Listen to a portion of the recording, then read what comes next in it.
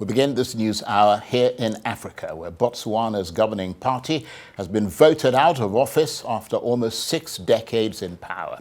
President Mokgweetsi Masisi said the Botswana Democratic Party had got it wrong big time and had lost its parliamentary majority, winning only 1 seat.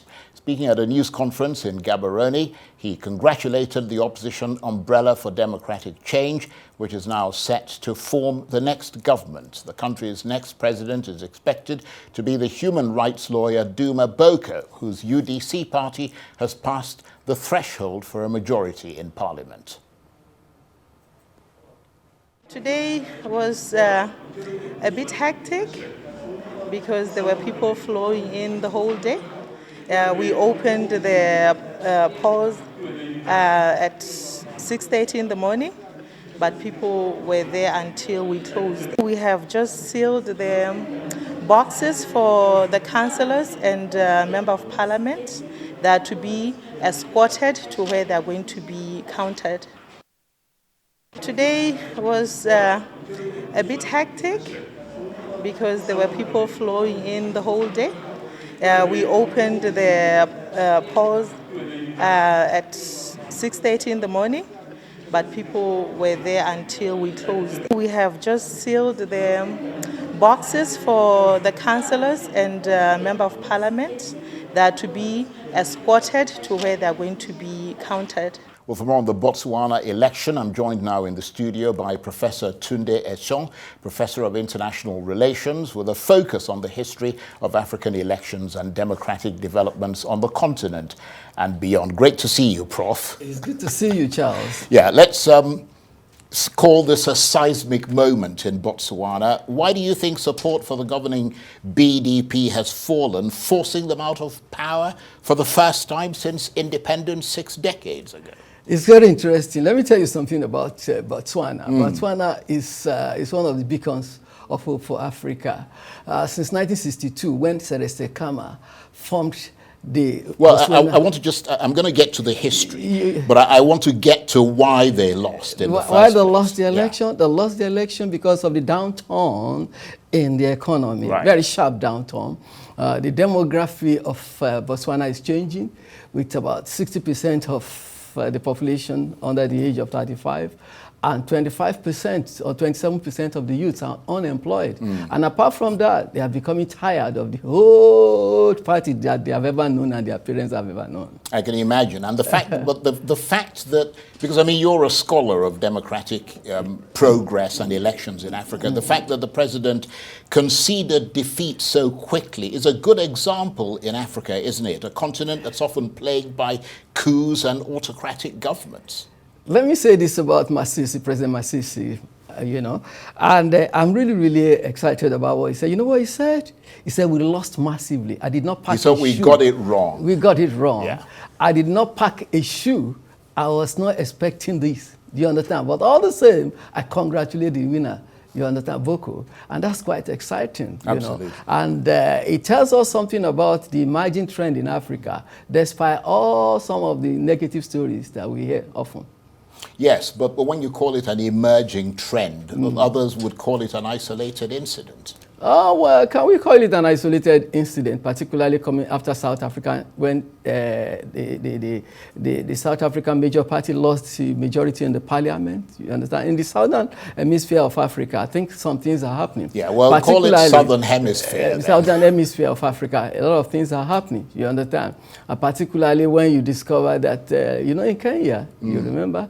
The trend and all that. So we're having a beacon of hope, even though this might look isolated, but it's developing. Right. Okay, we're going to come back to that in a minute. But just going to your initial sort of the background you were giving us at the outset. I mean, Botswana is a major diamond producer. Yeah. It has long been regarded as one of Africa's most stable countries, hasn't it? Yeah. That's why I'm always excited when it comes to that Botswana, as a student of history, international relations, and the emerging trend and international engagement and arena. So you look at the history of, that party was formed by Celeste Khama in 1962. the first president of Botswana, yeah. you understand? And coming a long way, 58 years after independence in 1966, you understand? And they have been in power, you know, a lot of coalitions, exchange, rivalries, and the Imagine generation and all that.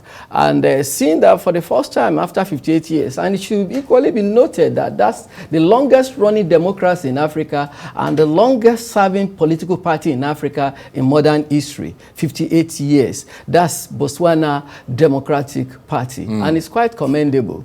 You know, that's quite interesting. So what do we know about the new guy who's coming in? Yeah.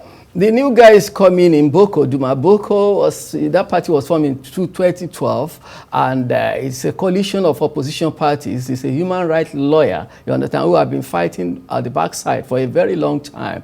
And he threw in his own this thing and said, look, I am going to throw in my heart into the ring and fight. So he went beyond being a human rights lawyer to being a front runner in this fight for this latest, in this latest election. And it turned out to be the winner. So it's not just somebody from nowhere. He has been somewhere before fighting. You know, he's a fighter.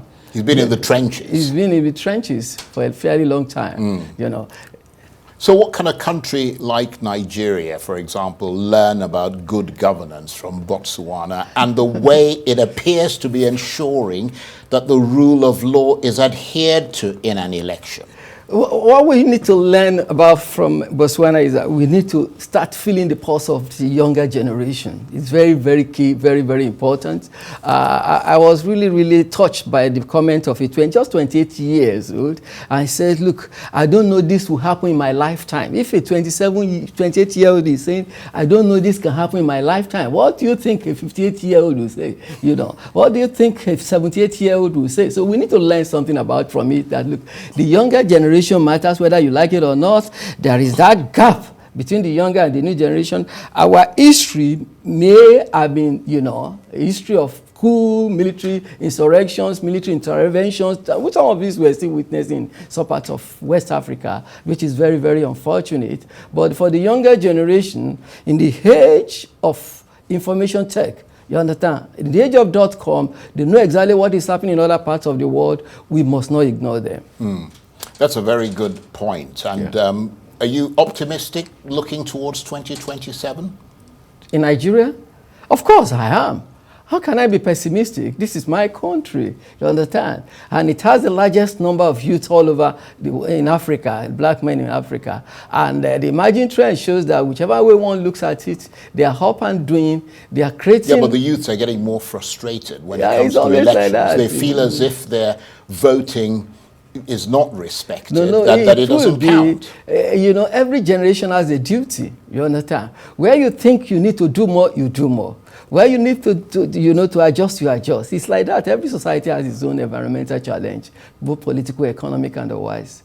Right. So in that regard, let's just cross our legs and let the politicians mess the country up a bit more, No. Nobody is saying the politicians are going to mess the country up. What we're saying is that we need to, you know, our youth still need to learn a lot from other, you know, from other spheres to see exactly what they can do. But essentially, I can tell you this, that the vote will eventually count in Nigeria if you want it to count, and it will count. Okay. On that note, I want to thank you very much indeed. Professor Tunde Esan, it's always a pleasure to talk to you. He is a professor of international relations with a focus on the history of African elections and democratic developments on the continent and beyond. Thank you. Thank you very much.